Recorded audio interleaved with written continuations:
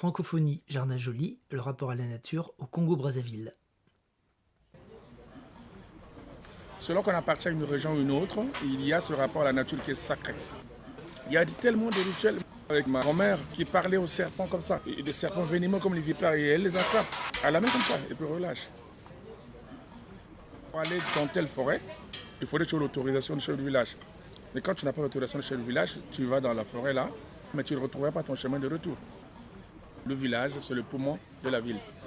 Quand un enfant naît, on plante l'arbre, l'arbre pousse, l'enfant aussi, et ça lui apporte le bonheur. Il y a des gens qui sont en ville, qui n'ont jamais été au village. Quand tu lui parles du village, c'est comme qu'on t'appelle villageois comme si c'était l'insulte. On est trop nombreux. On est nombreux dans la ville, c'est pas possible. Parmi les problèmes de la pollution, ça vient de là aussi. Celui qui habite en ville et traite le villageois de sauvage, lui aussi dit, mais demain je vais habiter en ville. Quand j'étais jeune, en ville, Brazzaville avait quoi, 350 000 habitants et encore. Aujourd'hui, la voisine de 2 millions. Et alors que Congo-Brazzaville, toute la population elle-même, on est quasiment quoi, 5 millions. Mais les 2 millions et les 3 millions sont dans les grandes villes. Et vous voyez des étendues non habitées. Les villages entiers qui n'existent plus parce qu'il n'y a plus personne, il y a des maisons abandonnées. Et c'est pour ça à l'époque d'ailleurs on appelait Brazza la verte, parce que c'était couvert des arbres. Avec les eaux de rural, les gens coupent les arbres. Mais ça se sent que vraiment il manque des arbres. Et puis Brazzaville qui était Brazzaville verte, aujourd'hui c'est le Brazzaville désert. Donc moi si j'étais à Brazzaville, je ne peux pas mettre une veste. Trop chaud, alors qu'à l'époque, on pouvait faire 50 degrés là-bas, tu ne sens pas ça.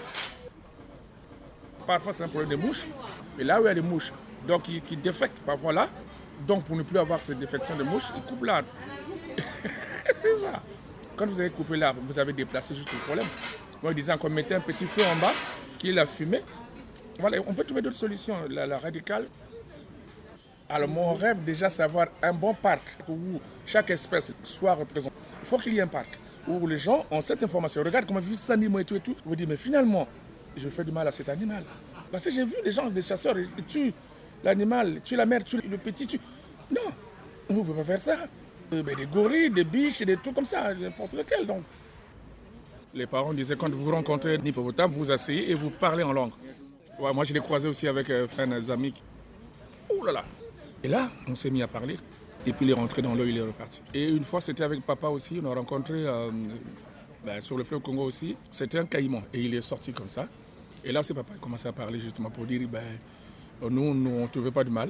Donc on espère que tu ne voudras pas de mal, on n'est pas là pour toi. Tu peux passer ton chemin, nous on passera le nôtre. Et lui parlait.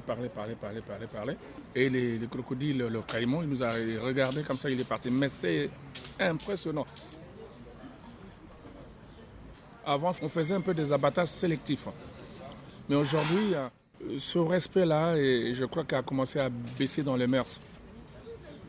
Parfois, le villageois, lui, il est surpris par la forêt qu'on abat là où il est.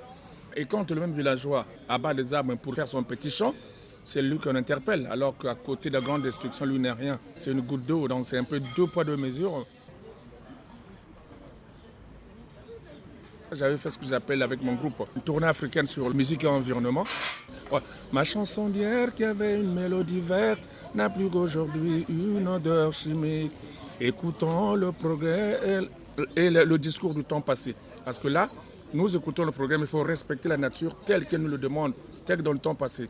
C'est pas réac, c'est pas vieux jeu. Respectons, replantons, remettons la forêt.